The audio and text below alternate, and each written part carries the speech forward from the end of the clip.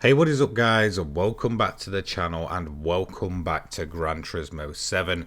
So it's officially the day of our weekly challenges, refreshing.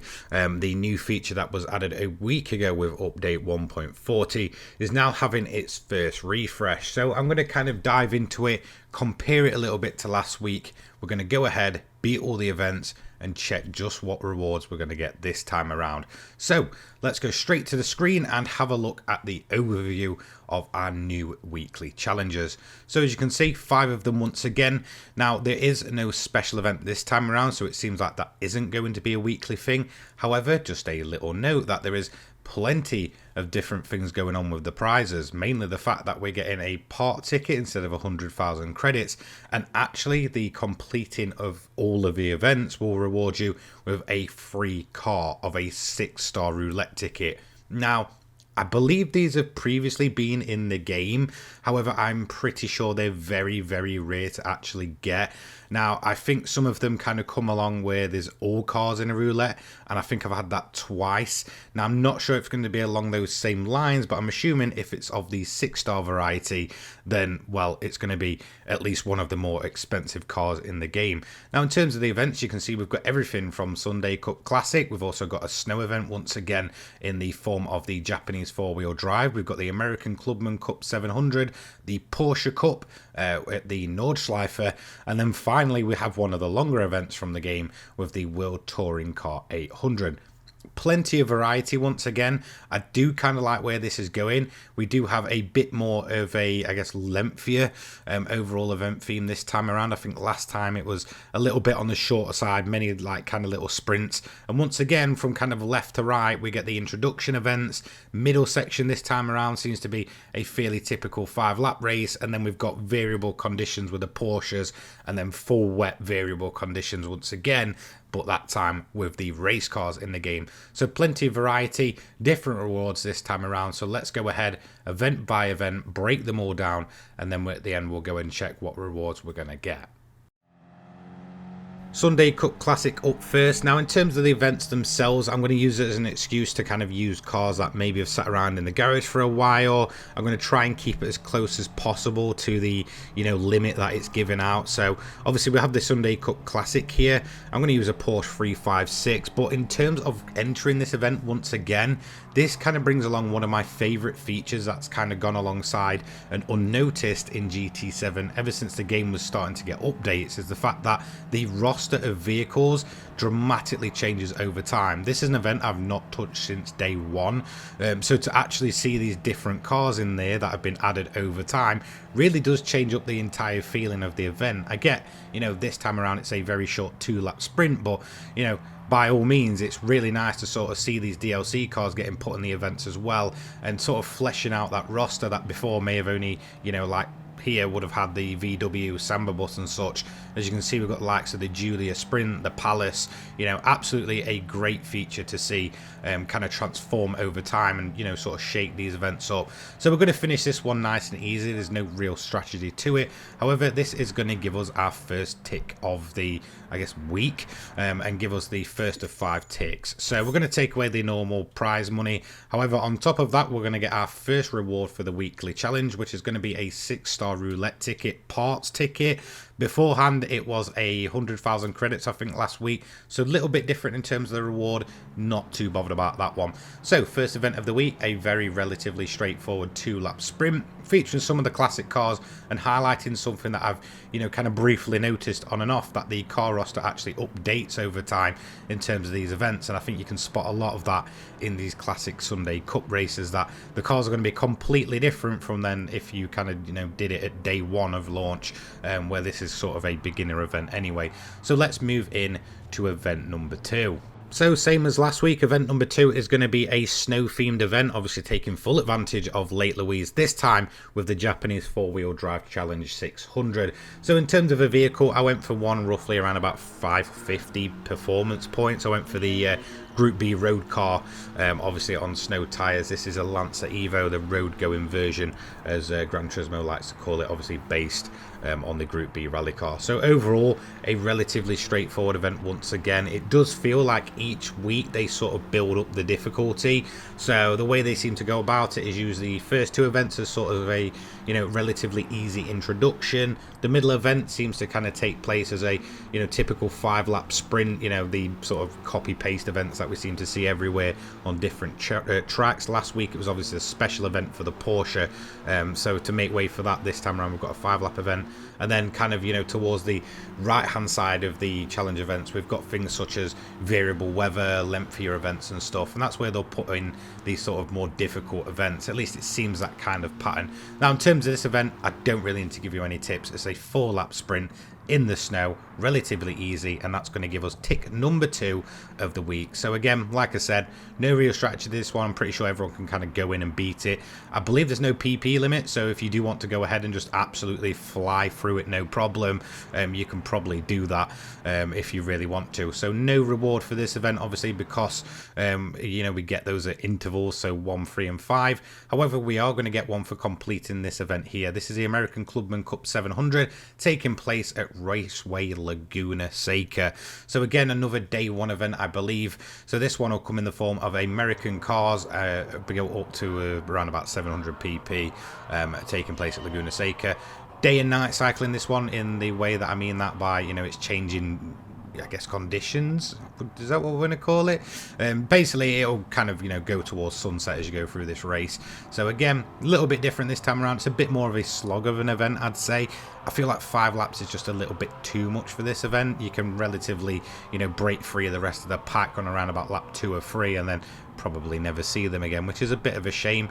12 cars on the grid, again, all American themed, and as you can see, I'm using a bit of a ridiculous engine swap Mustang here. Still just kind of under the 700 pp limit, but, you know, certainly a car that I've not used in a very, very long time, so it gave me an excuse to just kind of bring it out and start throwing it around Laguna Seca down the corkscrew and such. Again, a bit more interesting in the fact that there's many different variables going on. Obviously, you've got the sunset going on, and obviously you've got the different vehicles all built up to different specs. But again, it's a fairly typical event in the, you know, way it's kind of laid out. 5 laps and you'll be all done here. No weather or anything to worry about for this one, and tick number 3 of the week.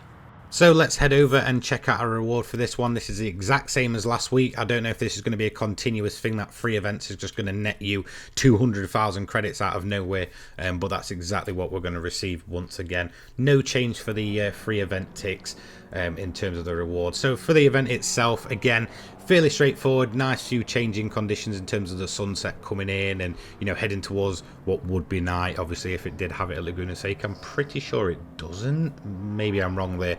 But overall, a fairly straightforward event. Nice variety in vehicles, all American based. I'm pretty sure anyone can get this one done nice and easy without any real problems. So I don't really need to kind of talk too much into the overall strategy. So let's move on to event number 4. Once again, we're not going to receive a reward for this one. This is the Porsche Cup taking place at the Nordschleife. Now, I remember this being a fairly tricky event, kind of in the first few days of Gran Turismo 7 when I was going through the license test or the original cafe menus, for the fact that it will actually try and catch you out. It's a variable weather event. It's a single lap around the Nordschleife itself, obviously only in Porsches. So I do recommend that whatever you go with, because there's a PP limit of it on it for about 650, I believe, just kind of slap a set of intermediates on. This way you're going to be covering off the rain. As you can see, you know, as I was going through, the conditions were starting to worsen. We've got rain moving in on the weather radar here, and it's only going to get worse the further you go through the Nordschleife, and towards the end of the Nordschleife it is going to get a lot more twisty and turny, and that's probably where you're at most risk of absolutely wiping yourself out. So as you can see, I took the lead around about 4 minutes into the event, nice and easy, but we had a lot of rain coming in on the radar, so I'm going to go and make that move and then just try and keep it as clean as possible on the intermediates. Now it's about to kind of travel into those conditions where those tyres kind of come into their own. So we're going to finish off this event in around about 7.5 minutes. Rather straightforward as long as you know what you're doing. Again, try your best not to get caught out in the rain. I do recommend those intermediates, and that's going to give us tick tick number 4. Obviously no reward for this one, like I've mentioned throughout the gameplay in the background. Just ensure you're covering off the variable track conditions. Although it's kind of different for everyone, I'm pretty sure it is programmed to rain at some point for everyone during this event. I don't think I've ever had a fully dry run of this event, so just be mindful of that. Check the weather radar to begin with so you can see what the weather's been doing, and then you can sort of predict what it's going to do during the race. So yeah, fairly straightforward, not too difficult to beat, and that is going to move us into our final of the 5 events, with event number 5, which is going to take us to the WTC 800. This time we've got basically a race car themed one, much longer at 10 laps of Fuji. It's going to be wet to dry conditions, intermediate conditions. You've got all sorts and everything going on here, so you know you're definitely going to be trying to work for it to get that 6-star roulette ticket. Now in terms of the vehicle I chose something pretty much just on the 800 pp limit. Obviously we've got very difficult conditions. I chose the intermediates to begin with because I could see it was raining. However, it's completely up to you how you go about it. Now again, I'm pretty sure that it has to rain at some point during this event, but it can be different for each player. You know, you may get a full wet run, you may get a dry period like I did, where my intermediates were at risk of completely burning out. The main thing you want to watch is sort of your fuel mix and stuff like that. Most of the time I had mine at 6. This was just to ensure that I wasn't spinning up the rear wheels and doing anything, you know, sort of unnecessary and, you know, ended up in the wall and stuff like that. So yeah, just all about keeping it nice and clean. Just conserve your fuel, don't spin up the tires too much, and you should be able to quite easily work your way through the grid. Once you're in the lead, it's all about not making any mistakes, because again, the AI is going to be pretty privy to a strategy. They're going to know what to do, they're going to know when to pit and such. They're really not that daft. It's almost like they're pre-programmed to know exactly what conditions are going to do. So yeah, they will eventually cover it off, and that's exactly what we're going to do here. On lap 8 we pretty much had a clear dry line, you know, sort of building up. So I went into the pits, put my dry tires on. I can only use the racing hards for this one. Intermediates already beginning to burn up at the rear there, and I'm just going to put a splash of fuel in to get myself across the line. However, it wouldn't be all smooth and plain sailing really, because as soon as we left the pits, I forgot that the majority of the time the racing line's not on the pit exit, and it's going to be, you know, rather quite slippy. So let's have a look exactly what happened to me there. They ask you how you are, you just have to say that you're fine. You're not really fine, but you just can't get into it because they would never understand.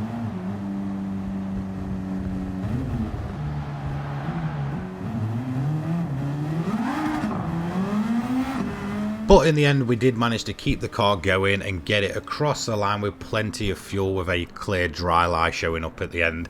And that's going to give us our 5th tick of the week and complete all of this week's weekly events. As you can see, we get a 6-star roulette ticket car reward for this one. So no matter what, this has to be a reward car of the 6-star variety, which I'm assuming is going to be some of the game's more expensive vehicles, around about 1,000,000 credits or so. In terms of the event itself, like I said, just kind of watch your fuel, don't spin up the rears, keep it nice and clean, unlike myself, and yeah, you should get this one fairly straightforward for your final tick of the week. So let's head over to the rewards tab and check out what's going to be getting given to us for this. As you can see, we've got the 200,000 credit. We're just going to add that to the bank. Then we've got the 6-star roulette part ticket. Again, a bit of a terrible reward, to be totally honest, but you get this for doing one single event anyway, so really it's nothing too special, but it's not absolutely terrible either. We could just go without getting rewarded at all. In terms of what I got for this one, I believe I got like the high lift camshaft S for the, as you can see, Fair Lady Z here. Again, decent enough if I want to go ahead and just build a max power build on that one, but again, nothing really too flashy. However, that's obviously not the reward that we're all here for. The one that we're here for is this one that you are seeing here, the 6-star roulette ticket car reward. So let's go ahead and open this one up. Now, again, like expected, it's going to be some of the more worthy cars in the game, so around about 1,000,000 credits plus, and we're going to end up with the SF19, the Super Formula. I believe this one kind of retails in the Brand Central for about 1,000,000 credits, so really not too shabby for only about 45 minutes work. We're getting one of the game's more, I guess, high-class vehicles. I'm assuming what they're going to be sort of classed as. And as you can see, it's one of the fastest cars in the game. So, you know, if I was a new player here and I'm just getting rewarded for jumping on, it's completely, you know, a great thing to have. I mean, for me, I'll probably go ahead and sell it. I already own one. And again, it's not really something I'm going to use here, there, and everywhere. But, you know, at least it's, you know, something in the bank and, you know, some extra on top. So there we go. That's weekly events number 2 for Gran Turismo 7. A little bit different this time around. Some different rewards, different types of events. It seems like special events aren't going to be weekly. But again, there is a nice selection of different events. And you're getting rewarded just for taking out, you know, 30 to 45 minutes of your time each week and getting some fairly decent rewards. You know, I made a ton of profit just by going ahead and ticking off 5 fairly simple and straightforward events. Thanks so much for watching. I'll see you in the next one. Take care, guys. Peace.